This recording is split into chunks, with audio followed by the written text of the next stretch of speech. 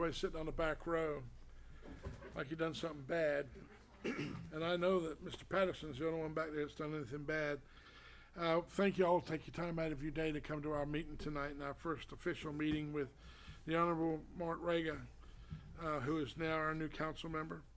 Would you please take the roll? Okay. Ms. Barrow? Here. Ms. Botiford's absent. Mr. Chapel? Here. Mr. Rega? Yes. Mayor Kelly? I'm here, thank you. Before we get started, is there anybody in the audience that would like to come to the podium, state your name and address for the record? Do the invocation first. Invocation pledge. Oh, I'm so sorry. I apologize. Got a lot going on. Mr. Rega, will you do the, everybody please come to attention? Absolutely. Okay, sir, go ahead. Let us pray. Heavenly Father, as we gather here today as a city council, we thank you for the opportunity to serve our community. We ask for your guidance and wisdom in our discussions and decisions. Help us to work together in unity and to put the needs of our citizens first. May our words and actions reflect compassion, integrity, and justice. And we ask you continue to protect those that keep our great nation safe. In Jesus' name, amen. Amen. Mr. Chapel?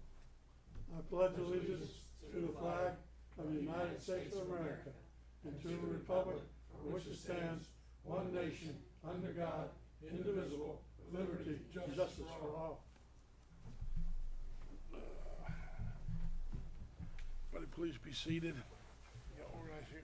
So when's Miss Botiford coming back? Does anybody know? She said she's gonna be gone all week. Oh, just this week? Okay. All right. Kathleen's coming too. She's to Italy or something. She went to Budapest. Yeah, Then she come did. back She to went to the Budapest. races and stuff. Yeah, she's probably been gone a week already, huh? She went all over that. Has she? She owns an apartment there or something like that. Her and her brother, I think it is. Yeah. So anyway, is there anybody that would like to come to the podium and have anything that like to talk about that's not on the agenda? And the agendas are outside the door there. If you're interested, it's only 3 things tonight. It won't take forever, but if not, the first item is the approval of the minutes from July the 21st, 2026.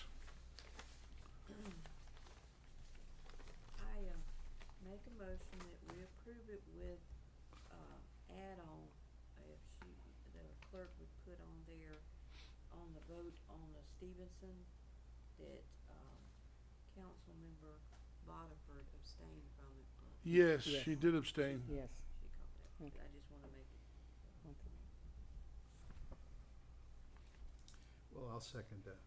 We have a first and a second. Madam Clerk, will you please call the roll? Ms. Barrow? Yes. Mr. Chapel? Yes. Mr. Rega? Yes. Mayor Kelly? Yes, thank you, council. The second I'll handle, makes me very happy when I sit at the desk every day, and not everything is very pleasant, but it was very pleasant to open a letter. She didn't realize that it was more than just Mr. Summerlin, but it was addressed to Mr. Summerlin. You'll see it in your folder, in your package. She observed that he was very astute, and that he had did what he could do to clear up this tree that had fell down on the property, and also to be recognized as the fire department did some of the cutting and twisting and pulling, as Mr. Summerlin told me. But Ms. Neach wanted you to know that this tree had fell down, and that when it fell down, it blocked the road, I guess, and so they had gone down there and did the right thing and cleared up the road, and it went really, really well. And so I wanted to put that in your folders for you, Very nice. so that you would know that there are some people out there that do say nice things. And thank you, Tony, and Nice thank job, you, Tony. Eric. How You much did a you have great to pay job. for this letter, Tony? Not much? Outstanding. Well, it's Congr- nice. Congratulations. It's very easy for people to say negative things. It's hard. A lot of people won't accommodate people. So when you get a letter like this, it's big. Yeah, Outstanding. yeah. I already paid her. So, It's nice the city can do things like that to help our residents. absolutely, that's what they're here for. I Yeah. mean, you know, and we stacked it all in your yard, so you knew where it came from. Okay, and then we had a bit of a situation that we've just discovered, and I'd like to give you just a little bit of information about it. For some reason, and I don't know why, but there was an amount of cash that had been overlooked, and I thought it was a mistake had been made. But in talking to Carl Riggs and Ingram, they let us know that there was no mistake made, that they were just unaware that in excess of 38,000, I believe that's the number, that was in a box, a security box or whatever, in the police department that was gathered over a period of time from cases that they had involving, and I'm not saying all of it was, but where they had arrested people and they had money on them, and the money was then taken as part of the evidence. So if let's say they arrest somebody with drugs and they had the money, they take the money too. Well, it got put in a box, from my understanding, and when it got put in that box, it never got entered into the audit. So they said, now wait a second, we need to have an audit.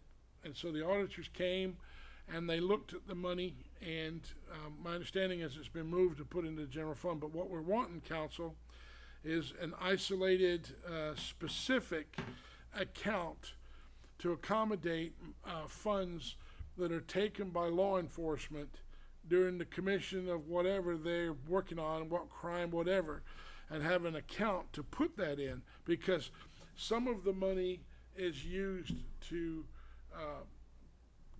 benefit law enforcement. Some of the money can be used for lots of things, but mostly like to buy things for the police department. And so what we would like to accommodate Carl Riggs and Ingram and me, really, a separate account opened by our accounting section, so that all the money that the police take into custody will be secured and part of the annual audit. And then at the end of each period of time, one of the problems we have now, and I've instructed Mr. Sloan to remedy this, he's communicated with the police department, but I've instructed Mr. Sloan to find out from the court, what do we do with some of this money, because unfortunately it's been there a long, long time. So once a judge orders what he's going to order, it'll be entered into our record, because I'll bring it back to you. And then we can take that information that's been ordered by a judge at the municipal circuit, and then we can put it in the general fund. It's in the general fund now. We'll leave it in the general fund, but this will enable us to have a contractual amount with the bank, and it'll be much like the forms that you were receiving last week for, in Mr. Rega's case, the ability to sign checks, but in everybody's case, the ability to have knowledge of what our savings and so on and so forth is. So what I'm asking you is your blessing to open a savings account, checking account, whatever I'm advised is best, to store the money that belongs to the police. Yeah, and I would tell you that it's required. Yeah, it is I required. mean, we have to. But we didn't know it was required because we didn't even know it was there. It was in a cigar box, basically. Yeah. And I'm being facetious, but I'm telling you that they should have, whatever. Yeah. I mean, it's water under the bridge. We've identified it. Carl Riggs and Ingram have attached to it, and we are going to do the right thing. I just need your blessing to open the account. I'll make a motion that we allow you to open that account. We have a first. Do I have a second? Second, can we still have, now that we've got a second, can we at least have a little bit more discussion? If you'd like to. So I understand that that's a lot of money, $38,000. We can put that into a high interest bearing account, and then. No, you can't make any money. You cannot make interest on it. No money Really? like that. You cannot make any interest. Really? Yeah, it's like water department money. Okay, Can't make interest on the deposits. okay. Not allowed to. So the bank just holds out of that money for free? Well, they probably spend it on trips to the Bahamas. I don't know what they do with it, but I know we don't get it back. I can tell you that. But as it is right now, Mr. Rega, Yeah. it's sitting in a shoebox, Yeah. being yeah. facetious, Yeah. but it wasn't accounted for. My biggest fear is, if you want to know the truth, Yeah. that the judge disagrees with the attorney, and we have to return the money to whoever it was that it was taken from. Yeah. And so, Ron, you might get your check back, but my point is that I hope it doesn't happen. Yeah. It won't happen again once the account's open, and we'll be able to put more money in there. Hopefully, but let's say Miss Stanley's driving down the road and she gets pulled over and she's got a bag of weed in the car and 50 grand. Yeah. They're gonna take that 50 grand. They're gonna keep it, and they should. And if I'm driving down the road and it's in my car, the same rule applies. Yeah. They put it in this account until a judge orders whatever it is that's going to happen, because some of the money is, let's say 2 police agencies, just use that for an example, are working with a narcotics task force, and they make an arrest. And at the time of the arrest, there's 3 agencies involved, and they get a pillowcase full of cash. It could be divided by all 3 agencies. It could be divided by a big chunk for the lead agency and less for the lesser agencies, depending on their work, but it can't make interest. It is what it is. Yeah. My desire is that it doesn't go back to whoever it was that they took it from. Yeah. Yeah. So, like, for example, 38,000, I look at that as, when I'm sitting down and I'm writing out the budget, that's half a police car. Yeah. That's half a police car. Yeah. And that's what I gotta look at. So, but I can't, I couldn't have spent it because I didn't know we had it to spend until 10 days ago. And now we know. Suzanne's on top of it. Carl Riggs and Ingram are aware of it. We made them aware of it. One of the questions they asked in the audit, was there anything that you discovered during the audit, Mayor Kelly, that was untoward? It's untoward. Yeah. Should have had some kind of a control vehicle to control that item. So, I would just ask this, it's possible that that law has changed, Mayor, because I did a little research for this, and it's called the Asset Forfeiture Trust Accounts. And what they're now saying is that as part of the equitable sharing of local police, that they specifically state that any interest on that money that's at a bank can be shared if it's forfeited. If it's seized, and then if it's forfeited, that the forfeited money, along with the interest that the bank allows. what did it allows say if to we be- don't know where it came from? Well, it only segregated it into 2 different categories. It segregated it into criminal cases and civil cases. And as you know, the civil cases are a whole lot easier. Yeah. The criminal cases are a little bit more difficult, but in many municipalities, what they'll do is they'll take that money, and the bank will be overseen by who's our Bay County assessor, not The assessor. tax appraiser's office. Tax appraiser, Yeah. yes. That they actually handle those accounts, they find the appropriate banks that will apply the interest to it, and then it is the feds, then the state, then the municipalities that get involved in that equitable sharing. You know, they decide how much your local police had to do with it versus the feds or the state. So And then if it's forfeited, they divvy it up along with, and you're probably right, but the mention, they did mention that that you could share in whatever interest that banks give you, because some of this money can be there for years, and that's why I asked. Assuming it's accounted for. Right? Yeah, it's accounted for, Right? right. If you have a bucket of money that we do not know where it came from, Right. I can't give it back to you if I don't know where it came from to start with.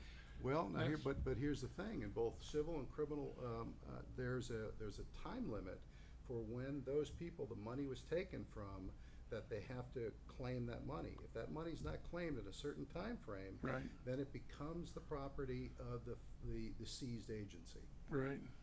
Okay. So, anyway, yeah, I think we have a first and a Yeah, second, we got a motion on the right? Well, they did open up an account no, for this, we wanted to get your blessing first.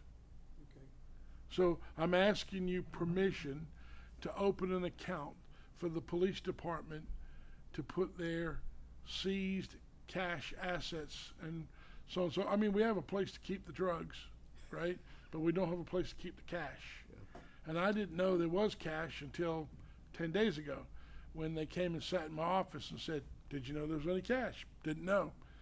But, so I'm asking you, what I'm asking you, Ron, Yeah. is for the council to give me the blessing to open an account at a institution to put the money safely in so that it's not in a shoebox. And we have a first and a second. We so do. We're really just moving to a vote at this point. Yeah, it's gotta go to a vote. Madam Clerk? Ms. Barrow, Yes. Mr. Chapel, Yes. Mr. Rega, Yes. Mayor Kelly. Yes, thank you very much. With the one note, maybe we could get Mr. Sloan to confirm that we can actually put that into an interest-bearing account, because I know the mayor's right. There was a time where we prevented that money from harvesting any interest, but I think they may have recently said that that's silly, because that money could be there so long. So and if that's changed, I sure think we should benefit from whatever interest we could. I will gain. tell you, if it costs more for him to work it than I'm gonna make off it, Yeah. then I would rather not keep it. Oh, yeah. I'll give it to somebody, I'll give it to the benevolent society. If it costs me more in legal fees to make it's like the policeman said, what's the point in having a seizure program if it ends up costing you more to seize it than it does to take it? You know, may as well just burn it. How do we handle non-currency, like boats, cars, homes? Send it to public auction. Yeah. They go in the city yard and once every winter. When was the last time we sold off stuff, Tone? If it's people's assets, most of the time White's River in town. We don't, yeah, because we don't do that in the yard anymore. We'd send it down there to the auction place and let him sell it for us. And then we can take that money and put it in the general fund and use it, right? Right. Excellent, very good. Yep. Very good. Okay, you got the floor, Mr. Rega. Mr. Chapel first. The only thing I got is Saturday is our yard sale. And, Again already? hopefully, we got people to call me wanting to know it didn't come. I said, yeah. Said, everybody wants to know if we got a charge. I said, not this year we don't have a charge. But this, maybe next year we might charge. $5 a table or something, I don't know. Okay, But that's all I got. all right, thanks. Excellent, very good, you're there. I was gonna see if Mr. Tindall had something. Oh, I'm sorry, Mr. Tyndall. You were a little late coming in the door. Did you have anything for us today? I'll be right back. Okay, all right. I'm gonna go ahead and get started with Reagan, then we'll get back to you. Thanks, Mr. Chairman. Go ahead, you're up. When individuals are looking for a place to buy a home, or in general, kind of a place to live, I was interested in what resources were available to help them make that decision. In short, we've heard a lot of good things about our city, particularly Mrs. Neese writing a great letter, but we've also heard some other side of the coin, and I thought, you know what? How do people find information about cities and communities? What resources are out there for them to go find that data to determine if they wanted to move to Parker or Callaway or Springfield or anything else? Well, They look up to Parker Citizen. ma'am? That's true. You're looking to Parker Citizen. Yeah, there you go. There you go. So questions like, you know, where's the best place to live to craft a new career or to retire or raise a family? Those kinds of queries don't exist out there. If you go to the normal U.S. Census Bureau, they ask questions like how much money do you make, how long have you lived here, you know, what is your house worth, things like that. So I went looking for an organization that would fill that void, and I found a very, very informative organization called Niche. And they're nationally recognized. They at one time were one of the top 500 fastest growing companies in the country. And what I admired about them was when you look at what they do in order to rank cities and communities and neighborhoods, their methodology was different. And they combined, you know, public databases. They had their own proprietary research. They performed actual resident reviews. That's the difference. They actually and because of Title 13, we can't discuss what our individual residents said, but you can go look at what our residents said about Parker in their reviews, which is really pretty captivating. So I really, in short, I wanted an objective assessment about where we were today as a city, so that if we could focus on improvements, where they would be. And as it turns out, Niche has already evaluated and ranked Parker. So, little bit about the company. They started in Pittsburgh, Pennsylvania back in 2002. So they're not new. They've been around for about 24 years. And they started by evaluating schools and colleges to help people figure out where to go. You know, it's a lot of money to go to college today, and you probably want to spend a little bit of time figuring out where to spend that if you're in fact going to go in that direction. And they really help people do that. So essentially their overwhelming concept was, how do I find a great place to live, go to school, craft a career, and it really boiled down to where do you want to live and where do you want to raise a family. And they're one of the first companies, I think, that did a very comprehensive approach to looking at the different communities that were out there and answering some of those very, very basic questions. So what made Niche different from the Consensus Company is really their methodology. If you go to the next slide here, please. One of the things they do is, you might be able to see that over here, Ms. Barrows, is they actually get on the phone and they talk to people. That's very different from some of the other census companies that send, you know, information requests out, and where you lose a lot by not having that bidirectional communication. And they looked at things like they looked at trusted public data, which was the Census Bureau stuff. They looked at they had their own proprietary research and how they asked the questions, and they talked with millions of residents in those individual communities to determine things like, what was your cost of living, what's the crime, what's tell me about your public schools, what are the job opportunities and local amenities that exist in that particular community. So anyway, they're a very unique company in that they really ascertain residents' level of comfort, their happiness in the various communities. Next slide, please. So Parker, I'm just going to cut right to the chase. Look at what they ranked Parker. They ranked Parker a very high score, an overall score of an A-. Now when they looked at this, they looked at the public schools, they looked at housing, they spoke to the residents, they wanted to know what was good for families, they looked at crime and safety, they looked at the nightlife, and they also looked at diversity. A little note on diversity, it means different things to different people, but here what they were doing is they were looking at the common things like, what is your diverse ethnicities in a given community? We're a small community of about 4,500 people, so do you have 30 different races that exist? They looked at residential income, so the broader the spectrum, in other words, very poor to very high, like people on food stamps to people who are multimillionaires, that actually would give you a better rating because you've got greater diversity there. And then they also looked at age. Those communities that were very young, many in the middle age, and then those that were very old. And that's how they got that diversity rating.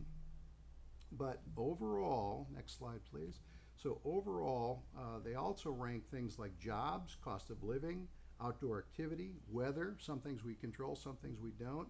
They looked at health and fitness, oftentimes directly attributable to the kind of resources that governing bodies put out there, like parks and pickleball and walking trails and things of that nature. So look at what they stated right there. That top line says, it says Parker is with a population of 4,509 people. Parker is in Bay County. It is one of the best places to live in Florida.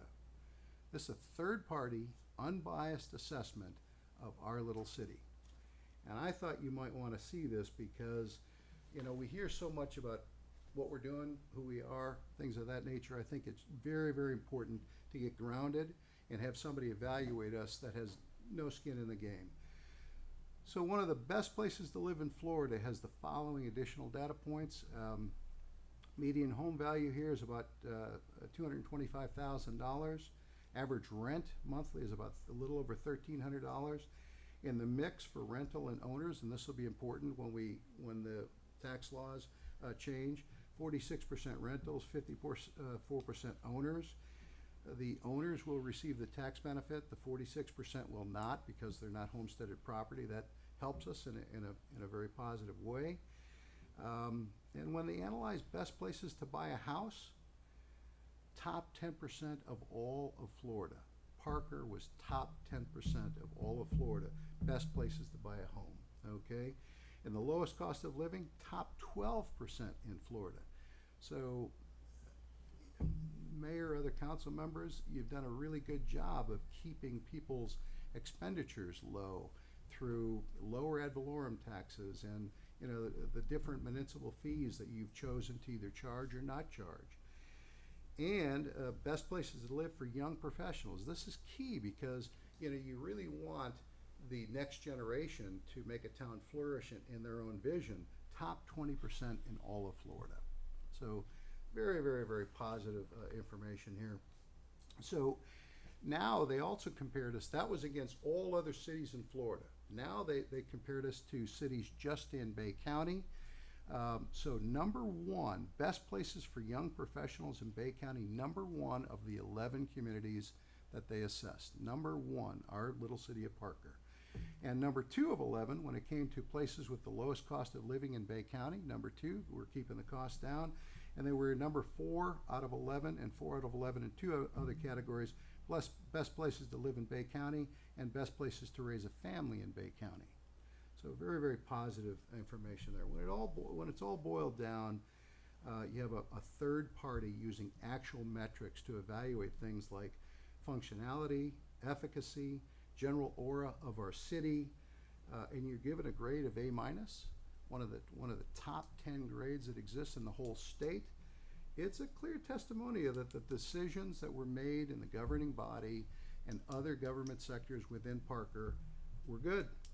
And people like Ms. Neese, they're the majority mindset, and this clearly shows that. So once again, congratulations, Tony, because although I think there's a lot more people like her, we just don't hear from them, and that's what the study showed.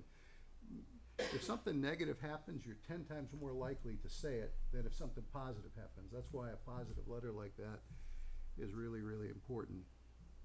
Final thought, I'm sorry for taking this long, but 25 years ago when Kim and I moved to Parker, Parker was a diamond in the rough, and we recognize that. But today, there's a whole lot more diamond here than there is rough, and I think this study shows that. So I think everybody here should be commended, and I'm not much into giving compliments, but we hear so much about what is said about us, and sometimes I think we just need to take it with a grain of salt. Here's a third-party, unbiased organization. They work with the U.S. Census. They work with state government. They work with other governments. They work with real communities, and they talk to those communities to find out what their feedback is. And I found this extremely positive and something I found just by happenstance, and I just wanted to share it with you. Very good, Mr. Regga. Thank you for that. I've got one other thing, if you'll allow me, Mayor. No, No? Okay. time's up. No, go ahead. That's Go ahead. fine. What you got for me, brother?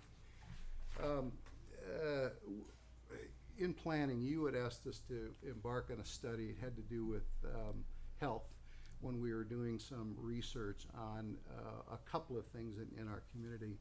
And we came across a couple of American Heart Association data points. One of them was that 200,000 people a year die of preventable deaths caused by choking, caused by heart failure, and people don't know CPR.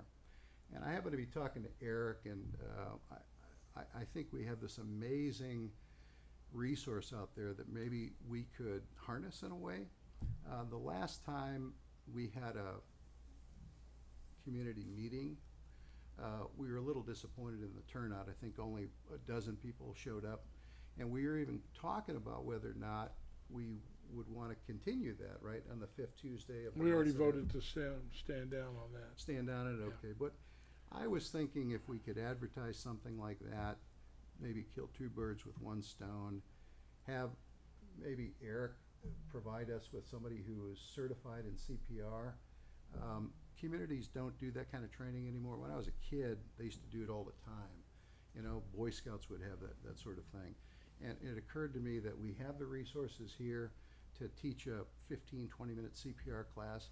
I was hoping that we might put it on the agenda for one of those town hall meetings, maybe have somebody who's certified, and Eric, certainly can you don't wanna- teach CPR in 20 minutes? No, it's a 2-hour class. 2-hour Yeah. class, there you go. 2 hours. It's a 2-hour. You could get them certified in 2 hours. It's a 2-hour, 2 to 4 hour class, depending on if it's a recertification or a certification. Yeah. The quickest you're doing is 2 hours for a recert. Maybe the condensed version, just to kind of help people, And with, that'd be like one person that you could teach into all it. right. If you have a class, it's gonna take you 4 hours for recert. But you could probably teach like Heimlich method and, maybe if somebody's on the ground, how to check their pulse, that sort of thing, and maybe how to get their heart started again, while 911's on the It line. might be a better idea to consider publishing where all the AED devices are in Parker. Yeah, that's a good idea. Yeah, I'll tell you what, you probably see this on commercials where, it's that plunger device.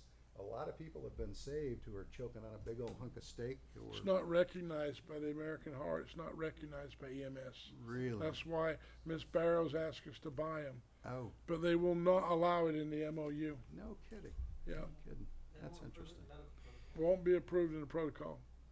What do you think about, 2 hours, I didn't realize it was that long. At least And 2 I hours. I wouldn't necessarily think So that when I taught everybody needed CPR, to be Mr. Rega, I moved at the speed of the slowest student.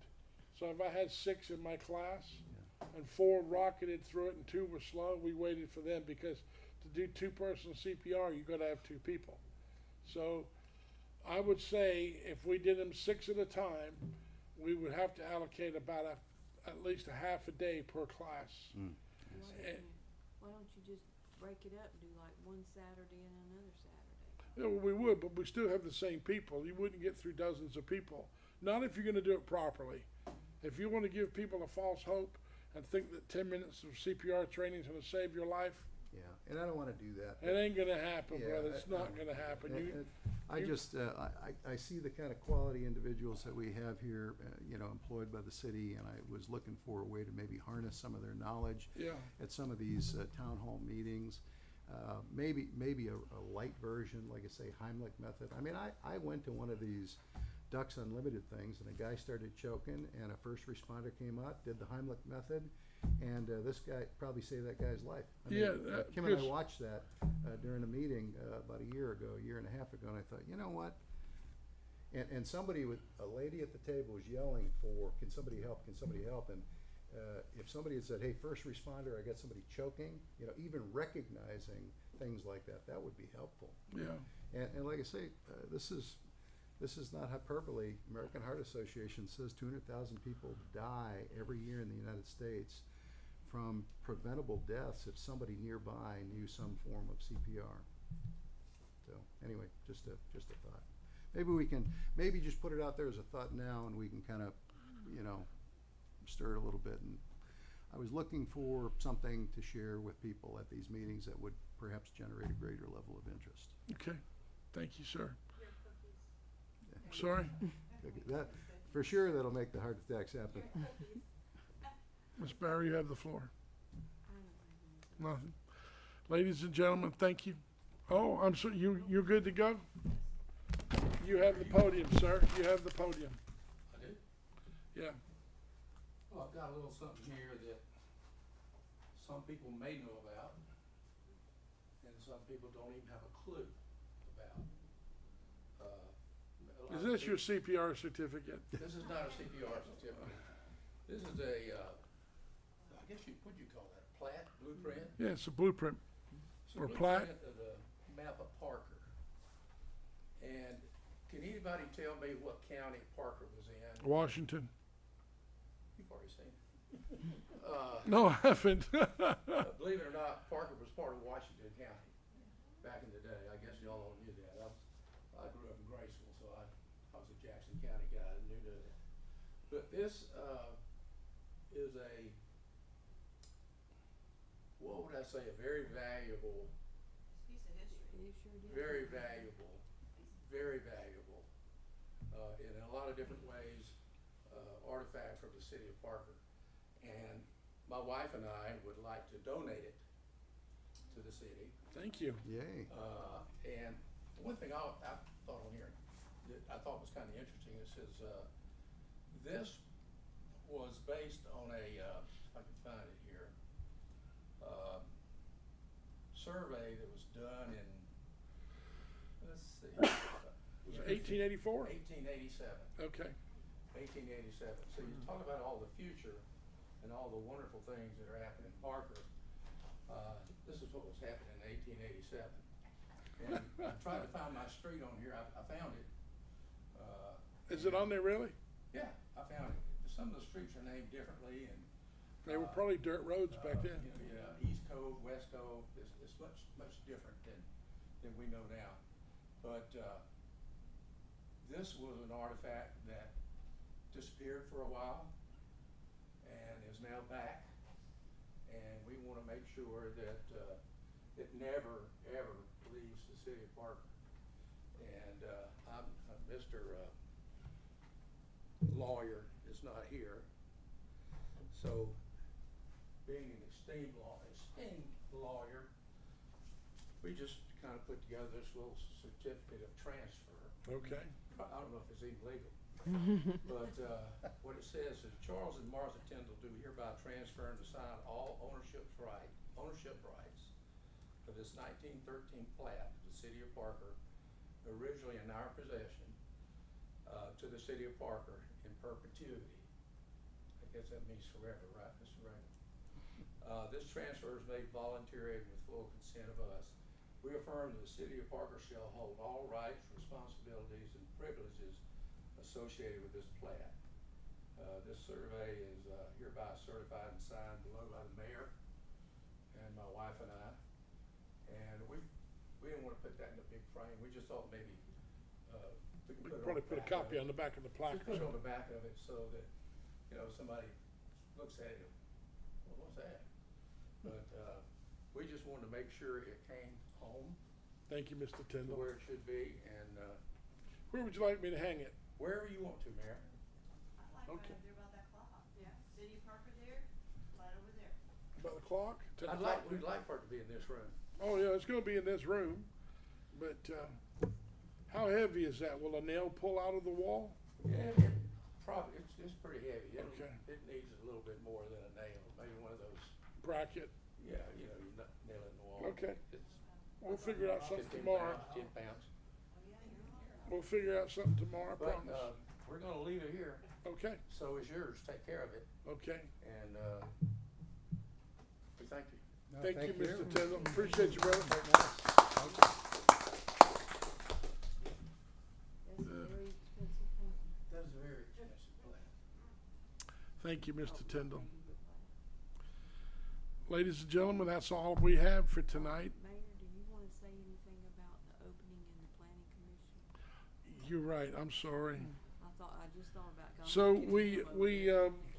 we, obviously, you know that Rega got promoted to a city council member and he accepted that.